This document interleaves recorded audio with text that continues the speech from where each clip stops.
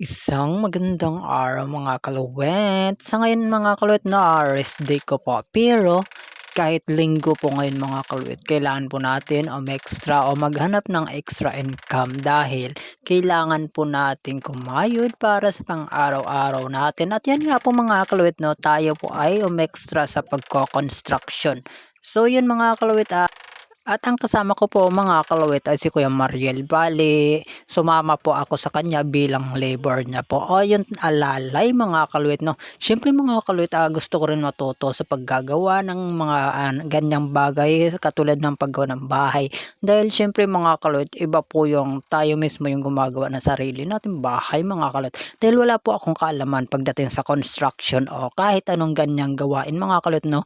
Dahil hindi nga ni po ako sanay sa ganyang gawain at hindi pa po ako nakakapag experience masyado mga kalit. May experience po ako pero kaunti po, pero hindi po ganun ako kagaling, no, katulad nila na alam nila yung magkano yung magagastos kapag nagpapagawa ng bahay, gaano kalaki yung dapat gawin at kung gaano kalaki yung magagastos mga kalit. So yun mga kalawit, hindi ko alam kung paano nila nagagawa yun, no.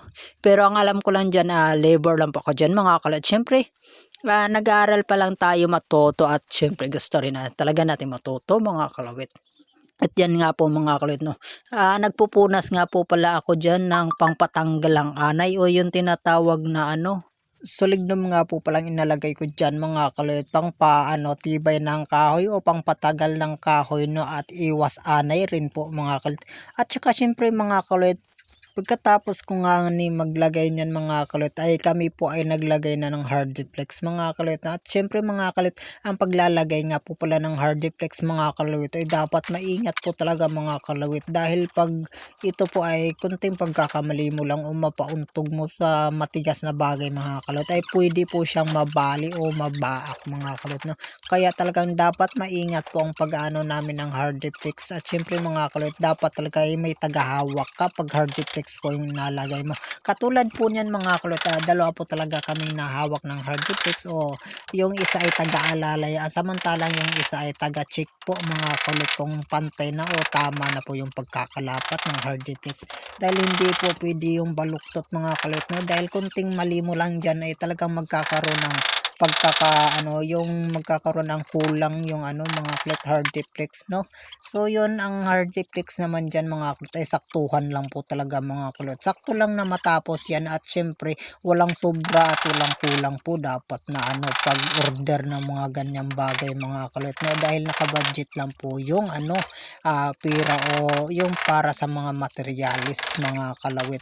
Kaya dapat hindi po nagkakamali sa pag ng hardiplex, sukat o sa pagpako mga kalawit, no. At yun nga mga kalawit, nila na namin yung switch ng ilaw mga kalawit. At syempre pinako ko na rin yung mga kalawit, no, na uwang na hardiplex, no, para kahit papaano ay gumanda na po yung lapat niya mga kalawit. At syempre mga kalawit, pagkatapos nga niyan mga kalawit ay kami ay umuwi na mga kalawit, no. Kami ay tapos na niyan mga kalawit dahil sobrang hindi namin napansin yung oras mga kalawit, no, alas 4 na pala mga kalawit. So kailangan na namin magligpit para makauwi na po mga kalawit. At syempre mga kalawit, hanggang dito na lang po mga kalawit, no. Babush, I love you, mwah.